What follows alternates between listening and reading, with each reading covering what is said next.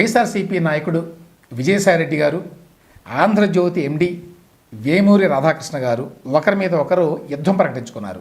దీని నేపథ్యం ఏంటంటే, కొద్ది రోజుల కిందట ఏబిఎన్లో ఒక కథనం ప్రసారమైంది. ఆ కథనంలో విజయసాయిరెడ్డి గారి ప్రస్తావన కూడా వచ్చింది. దానికి రియాక్ట్ అయ్యి విజయసాయిరెడ్డి గారు భారీ ఎత్తున 2 ట్వీట్లు చేశాడు ట్విట్టర్లో. ఆ ట్వీట్లలో రాధాకృష్ణ గారిని ఇష్టారాజ్యంగా తిట్టాడు, రకరకాల మాటలు మాట్లాడాడు. దాని మీద మళ్ళీ వేమూరి రాధాకృష్ణ గారు తన కొత్త పలుకు కాలంలో స్పందించారు. వీరిరువురు మాట్లాడిన మాటలను బట్టి మనకు కొన్ని విషయాలు అర్థమవుతాయి. ఆ విషయాల గురించి నేను ఇప్పుడు మాట్లాడతాను. విజయసాయిరెడ్డి గారు గతంలోనూ ఈ మధ్య కాలంలో కూడా రాధాకృష్ణ గారిని చాలాసార్లు కలిశాడు. అదేంటి, ఆంధ్రజ్యోతి అన్నా, ఏబిఎన్ అన్నా, రాధాకృష్ణ గారు అన్నా అసలు పడదు కదా వైఎస్ఆర్సీపీకి. మరి ఎందుకు విజయసాయిరెడ్డి గారు గతంలో కలిశాడు? సరే, గతంలో కలిస్తే కలిశాడు, ఈ మధ్య కాలంలో కూడా ఎట్లా కలిశాడు? రాధాకృష్ణ గారు తన కాలంలో ఏం రాశాడు? నెల క్రితం కూడా నువ్వు నన్ను కలిశావు అని రాశారు. నెల క్రితం కూడా ఎందుకు కలిశాడు? ఆ విషయాన్ని రాధాకృష్ణ గారు చెప్పలేదు. ఎందుకంటే 1-to-1లో మాట్లాడిన మాటలు చెప్పడం బాగున్నది కాబట్టి చెప్పడం లేదు నేను అని కూడా అన్నాడు. మరి కనీసం విజయసాయిరెడ్డి గారైనా బయట పెట్టాలి కదా ఎందుకు కలిశాడు ఆయన. ఒకటి. రెండో పాయింట్, రాధాకృష్ణ గారిని విజయసాయిరెడ్డి బ్లాక్ మెయిలర్ అని అన్నాడు, మోసగాడు అన్నాడు, దోపిడీదారు అన్నాడు, వీలర్ డీలర్ అన్నాడు. అదేవిధంగా మద్యం సిండికేట్ల బ్రోకర్ల దగ్గర, ఖనిజాల సిండికేట్ బ్రోకర్ల దగ్గర ప్రముఖ రాజకీయ నాయకుల పేర్లు చెప్పి వారికి వీరికి ఇవ్వాలని చెప్పి నెల నెల కోట్లు నీలాగా నేను తీసుకోలేదు అని కూడా అన్నాడు. ఇక్కడ వెంటనే వచ్చేటువంటి ఒక పాయింట్ ఏమిటంటే, ఇవన్నీ కనుక ఒకవేళ రాధాకృష్ణ గారు చేస్తే ఈయన కొంత ఎవిడెన్స్ అన్నా ఇవ్వాలి, ఏదో ఒక ఆధారం చూపించాలి. ఊరికి ఆరోపణ చేస్తే సరిపోదు కదా. విజయసాయిరెడ్డి లాగా మరి రాజ్యసభలో ఒక ఎంపీగా, వైఎస్ఆర్సీపీకి జనరల్ సెక్రటరీగా ఉండి కూడా ఉచిత ఆరోపణ చేయకూడదు. ఒక్కటంటే ఒక ఆధారం కూడా అందులో లేదు. ఈ సందర్భంగా రాధాకృష్ణ గారు కూడా తన కాలంలో ఒక మాట అన్నాడు. అదేంటంటే, ఒకవేళ నేను ఏదైనా అక్రమాలు చేసుంటే, అవినీతి చేసుంటే, లేకపోతే ఎవరినైనా బెదిరించి డబ్బులు తీసుకుంటే, మరో రకంగా నేను ఏదైనా దందాకు పాల్పడితే మీరు ప్రభుత్వంలో ఉండి ఊరుకునేవాళ్ళ, జగన్మోహన్ రెడ్డి ఊరుకునేవాళ్ళ?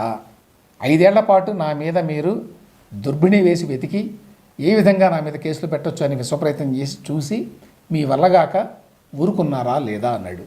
చూసేవాళ్ళ కదా నిజమే కదా అనిపిస్తుంది. మరి ఎవరిని వదలనటువంటి జగన్మోహన్ రెడ్డి గారు వేమూరి రాధాకృష్ణ గారిని ఎట్లా వదులుతాడు?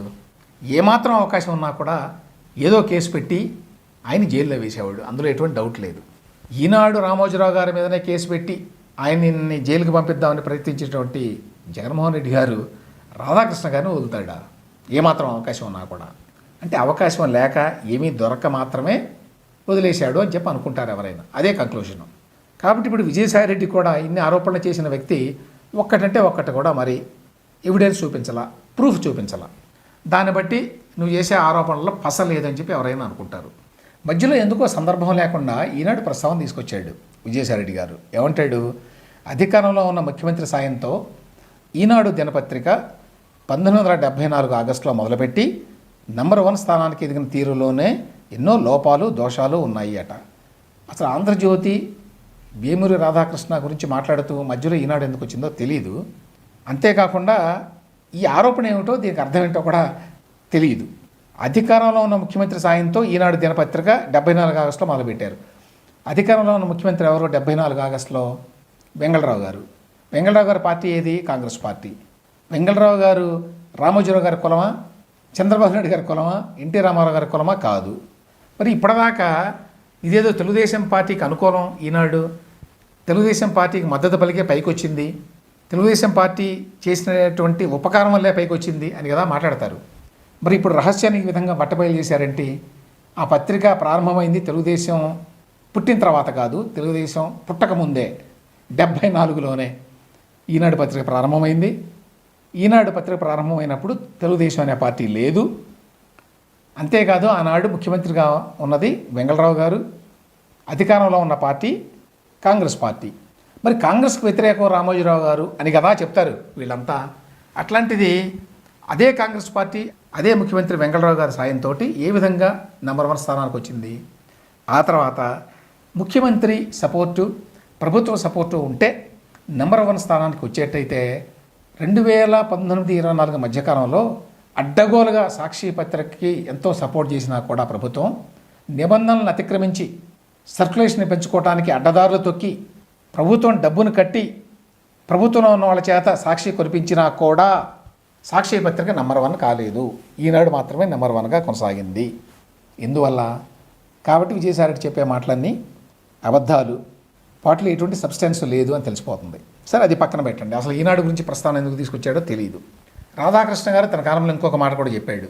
2019-24 మధ్యకాలంలో కూడా చాలాసార్లు జగన్మోహన్ రెడ్డి గారు నాకు కబురు పంపించిన మాట వాస్తవం కాదా, మీ ద్వారా మనం రాజీ పడదాం, మీకేం కావాలో చెప్పండి అన్నట్టుగా మీరు నన్ను అడగలేదా, నేను దాన్ని తిరస్కరించలేదా, మీరు ప్రజాస్వామ్యబద్ధంగా పరిపాలించండి చాలు, ప్రత్యేకంగా ఏమీ చేయనక్కర్లేదు అని నేను చెప్పిన మాట వాస్తవం కాదా అని కూడా రాధాకృష్ణ గారు రాశాడు తన కొత్త పలుకులో. అది నిజమో కాదో మరి విజయసాయిరెడ్డి చెప్పాలి. ఆంధ్రజ్యోతితో రాజీ బేరాల కోసం వెళ్ళారా లేదా అనే పాయింట్ని కూడా బయట పెట్టాలి. ఇక చివరిగా ఏంటంటే, నాతో బహిరంగ చర్చకు రాగలవేమో చెప్పు అని సవాలు విసిరాడు విజయసాయిరెడ్డి గారు తన ట్వీట్లో. దానికి రాధాకృష్ణ గారు సమాధానం చెప్పారు తన కాలంలో, నేను రెడీ, తెలుగు రాష్ట్రాల బయట అని అన్నావు కదా నువ్వు, నేను దానికి కూడా రెడీ, ఢిల్లీలో పెట్టుకుందాం ఓపెన్ హార్ట్ విత్ ఆర్కే అని చెప్పి, దాన్ని నా ఏబిఎన్లో నేను ప్రసారం చేస్తా, నువ్వు మీ సాక్షి వాళ్ళకి చెప్పి అందులో కూడా ప్రసారం చేయి, నేను దానికి కూడా సిద్ధం, ఎటువంటి కండిషన్స్ లేవు అని అన్నాడు. కాబట్టి ఇప్పుడు విజయసాయిరెడ్డి రెడీ అవుతాడా రాధాకృష్ణ గారి సవాలుకి అనేది ఇప్పుడు తెలుగు రాష్ట్రాల్లో ప్రజలందరికీ ఆసక్తికరమైన అంశం.